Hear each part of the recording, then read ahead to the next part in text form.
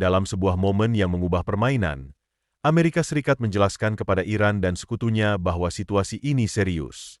Apa yang tampak sebagai serangan biasa ternyata menjadi demonstrasi kekuatan udara yang bersejarah. Pilot dari skuadron Black Knight baru saja menciptakan sejarah dengan menerbangkan pesawat F-35 di atas peluncur rudal yang aktif. Ini bukan sekadar peringatan, ini adalah pernyataan tegas. Ketika pilot-pilot skuadron Ksatria Hitam menerima perintah untuk lepas landas, segalanya berubah. Dengan menderu, F-35C mereka meluncur dari dek kapal induk USS Carl Vinson, mencapai kecepatan 270 km per jam dan melepaskan hampir 18.000 kg dorongan murni. Hari itu, para pilot menerima instruksi yang jelas terbang diam-diam dan menghancurkan target yang ditentukan. Tidak ada ruang untuk kesalahan. Setiap pesawat dipersenjatai dengan 2 bom biru 109, yang dikenal sebagai penghancur bunker. Bom seberat 1.000 kg ini dirancang untuk menembus dan menghancurkan target yang terlindungi, mampu menembus hingga 2,5 meter beton bertulang. Setelah pengatur waktu aktif, bom ini dapat meledak dalam hitungan milidetik, menghancurkan struktur dari dalam. Namun, mereka juga dilengkapi dengan GBU-31 jam, amunisi panduan canggih yang mampu menyerang dengan akurasi kurang dari 5 meter, bahkan dalam kondisi cuaca buruk. Mengapa hanya 2 bom per pesawat? Karena target yang dihadapi bukanlah sembarangan. Sejak 2023, pemberontak Houthi meluncurkan serangan rudal dari pangkalan tersembunyi di gua-gua dan sistem pegunungan, dirancang untuk menghindari deteksi. Dengan mengumpulkan intelijen, mereka dapat meluncurkan serangan cepat sebelum kembali bersembunyi. Inilah kisah di balik operasi F-35 ini, sebuah langkah berani dalam menghadapi ancaman yang semakin kompleks. Mari kita telusuri lebih dalam bagaimana teknologi dan strategi modern membentuk masa depan peperangan udara. Dalam permainan kucing dan tikus yang mendebarkan ini, waktu dan kamuflase berperan krusial.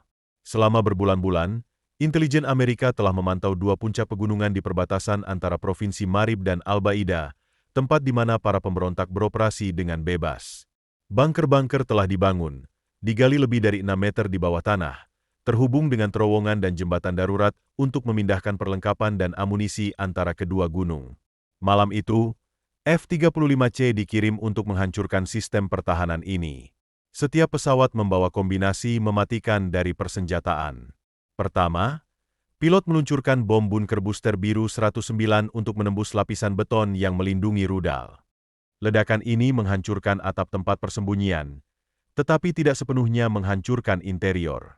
Oleh karena itu, setelah serangan pertama, mereka kembali untuk menyerang dengan GBU-31 jam yang membawa tambahan 200 kg bahan peledak.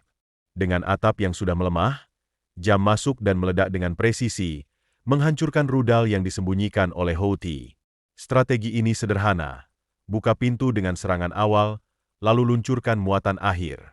Namun, meskipun rencana ini terdengar sempurna di atas kertas, neraka mulai ketika mereka memasuki wilayah udara yang dilindungi oleh Houthi. Berkat dukungan Iran, pemberontak telah membangun jaringan pertahanan yang sangat berbahaya. Mereka memiliki rudal jarak pendek, menengah, dan jauh, serta sistem radar seluler SA-6, drone, dan stasiun gangguan bunuh diri. Di atas semua itu, mereka memiliki kemauan untuk menggunakan senjata ini. Satu kesalahan dari Amerika Serikat, dan bahkan teknologi paling maju di dunia bisa jatuh. Banyak yang masih menganggap Houthi sebagai kelompok pemberontak sederhana dengan senjata tua, tetapi kenyataannya jauh lebih kompleks. Dalam 5 tahun terakhir, lebih dari 50 pesawat, termasuk drone MQ-9 Reaper Amerika, telah dihancurkan oleh mereka. Ini bukan sekadar keberuntungan. Ini adalah hasil dari persiapan dan strategi yang matang. Apa yang menjadi kunci dari sistem pertahanan udara Houthi? Bukan senjata super, melainkan kombinasi mematikan dari berbagai lapisan pertahanan.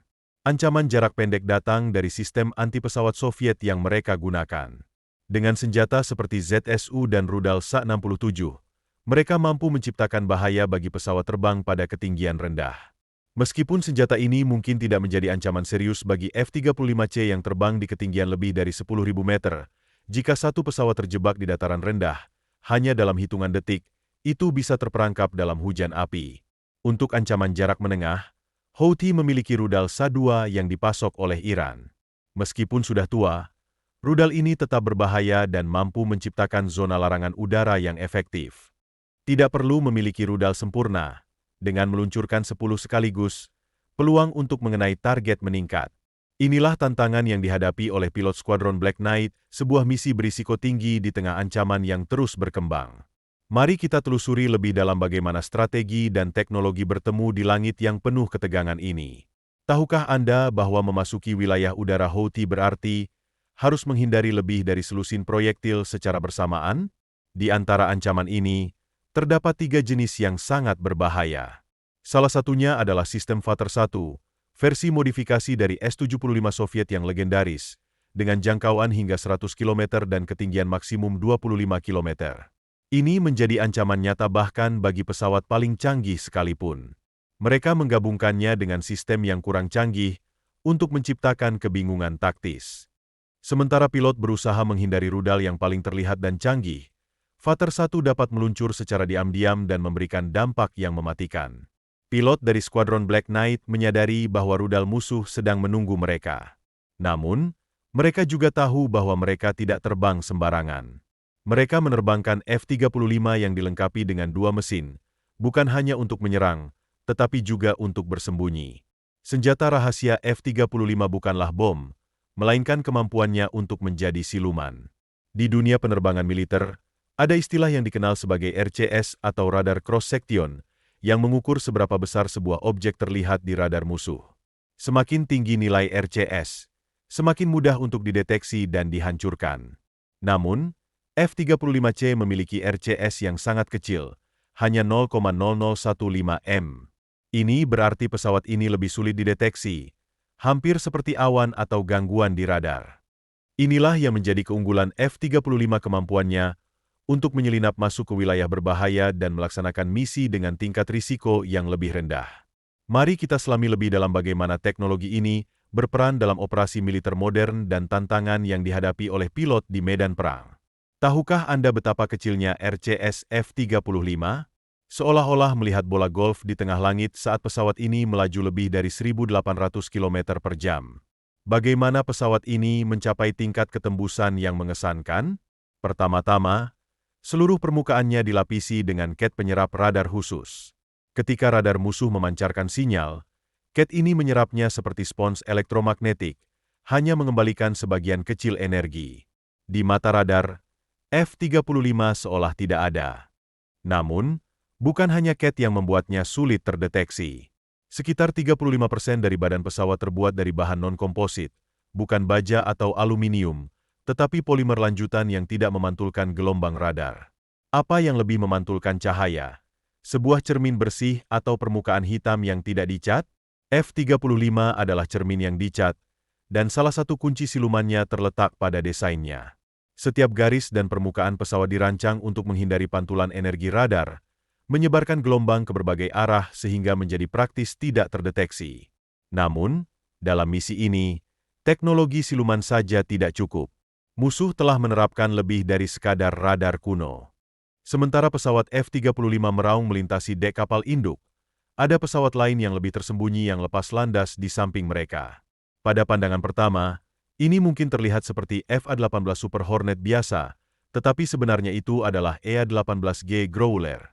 Pesawat ini tidak membawa bom, melainkan berfokus pada peperangan elektronik. Dengan kemampuan untuk mengganggu sistem radar musuh, Growler memainkan peran penting dalam misi ini. Ini adalah debut bersejarah dari sistem yang belum pernah diterapkan sebelumnya dalam formasi Angkatan Laut. Di bawah sayapnya, Growler tidak membawa rudal biasa, tetapi membawa teknologi yang bisa mengubah permainan. Mari kita eksplorasi lebih dalam bagaimana kombinasi teknologi canggih ini membentuk masa depan peperangan modern dan tantangan yang dihadapi oleh pilot di medan perang. Di balik desain yang tampak tidak berbahaya, pod interferensi elektromagnetik silinder lengkung ini memiliki kemampuan luar biasa untuk melumpuhkan radar musuh dalam hitungan detik. Bagaimana cara kerjanya? Dengan memancarkan sinyal radio yang sangat kuat, sistem ini menyerang radar musuh secara langsung, menciptakan kebingungan yang total. Sebelumnya, F-35 berada pada jarak 300 km, seolah-olah menjadi layar hitam. Namun, itu bukan semua yang dimiliki EA-18G Growler. Di sayapnya, Pesawat ini dilengkapi dengan terminal rudal AGM-88 HARM, rudal anti radiasi kecepatan tinggi yang dirancang untuk mendeteksi dan menghancurkan sistem radar begitu terdeteksi. Jika radar musuh berani aktif, AGM-88 akan menemukannya dan meledakkannya menjadi 1000 potongan. Namun, malam ini, tidak ada satu tembakan pun yang diperlukan. Growler meluncurkan sistem peperangan elektronik yang lebih canggih dan pintar. Sistem ini tidak hanya memblokir radar, tetapi juga membingungkan memori radar tersebut dan mengubah tanda tangan elektroniknya, membuat musuh menembak pada target yang salah. Di bawah sayapnya, Growler membawa ALK-249, sistem peperangan elektronik generasi berikutnya. Ini adalah evolusi total dari ALK-99 yang telah melindungi pilot selama konflik-konflik seperti Kosovo, Irak, dan Suriah. Tetapi kali ini, musuh tidak sama seperti sebelumnya. Dalam dunia peperangan modern, semakin banyak gelombang per detik yang dipancarkan, semakin besar kesetiaan dan akurasi sinyal yang diterima. Sistem anti-pesawat modern, seperti yang digunakan oleh Houthi, beroperasi dalam kisaran 1 hingga 6 Hz, memungkinkan mereka mencapai target dengan jarak jauh dan presisi tinggi. Begitu juga dengan ALK-249, yang beroperasi pada frekuensi yang sama, mampu menghancurkan ancaman radar musuh. Setelah menemukan frekuensi radar, ALK-249 dapat memancarkan pulsa gangguan hingga 250 kW jumlah yang setara dengan konsumsi energi seluruh rumah Anda dalam 1 minggu, tetapi terkonsentrasi dalam 1 detik dan diarahkan ke radar musuh. Ini adalah 10 kali lebih kuat dibandingkan dengan pendahulunya. Yang lebih mengesankan, meskipun radar generasi berikutnya mengubah frekuensinya, jammer ini dapat beradaptasi dan menghancurkannya dalam hitungan milidetik. Setelah bertahun-tahun pengujian dan pengembangan, Angkatan Laut Amerika Serikat akhirnya menyiapkan ALK-249 untuk peperangan nyata. Pada malam itu, E-18G Growler yang mengawal F-35C beroperasi di lingkungan tempur yang sebenarnya. Untuk pertama kalinya dalam sejarah Angkatan Laut, sistem elektronik ini diaktifkan setelah lepas landas dari kapal induk. Dengan 12 hingga 18 Growler berakselerasi menuju pantai Yaman, mereka terbang rendah, cepat, dan mematikan. Sistem ALK-249 mereka dinyalakan, berfungsi sebagai penjaga yang memindai spektrum elektromagnetik untuk mendeteksi radar musuh. Ketika salah satu radar membuat kesalahan dengan mengaktifkan diri, sudah terlambat. Menurut laporan, E-18G Growler berhasil menetralkan banyak sistem deteksi udara Houthi bahkan sebelum mereka sempat memperbaikinya. Meskipun jumlah pastinya masih diklasifikasikan, setidaknya satu kehancuran langsung telah dikonfirmasi dengan bantuan jammer. Dalam waktu kurang dari 5 menit, Houthi dibiarkan buta dan tidak berdaya, terbang jauh di bawah ambang batas radar. Sementara itu, skuadron F-35 Black Knights memasuki formasi dengan rencana yang jelas dan tak tergoyahkan. Satu persatu, mereka melepaskan bom bunker booster biru 109 dari ketinggian rata-rata. Setiap ledakan 1000 kg menembus gunung, menciptakan kawah yang semakin dalam, seolah-olah palu raksasa menghancurkan segala sesuatu di jalannya. Namun, itu baru babak pertama. F-35 kembali untuk serangan kedua, kali ini membawa GBU-31 jam berpemandu GPS. Dengan presisi yang sangat akurat, lebih dari 7 ton bahan peledak dijatuhkan di pegunungan Marib dan Al-Baida. Saksi lokal melaporkan setidaknya 7 ledakan besar, diikuti oleh detonasi sekunder yang menunjukkan hancurnya rudal anti kapal yang disimpan. Laporan satelit kemudian mengonfirmasi bahwa kedua puncak gunung tersebut telah menghilang secara harfiah, dan semua pilot berhasil kembali dengan selamat. Tanpa alarm, hanya ada rudal musuh yang terbang di udara. Ketepatan, koordinasi, dan penguasaan total atas wilayah udara telah tercapai. Berkat kombinasi teknologi siluman F-35, cakupan, dan intelijen dari Growler, taktik misi malam itu sangat sukses. Tidak ada satu pukulan pun yang luput. Pertempuran telah membuktikan bahwa dominasi udara tidak hanya bergantung pada kekuatan api, tetapi juga pada keheningan, penipuan, dan ketepatan. Dan meskipun Houthi akan kembali, Anda tahu apa yang akan terjadi ketika Amerika Serikat mengirim Black Knights. Terima kasih telah menonton, jangan lupa untuk like, komen, subscribe, dan share channel YouTube ini.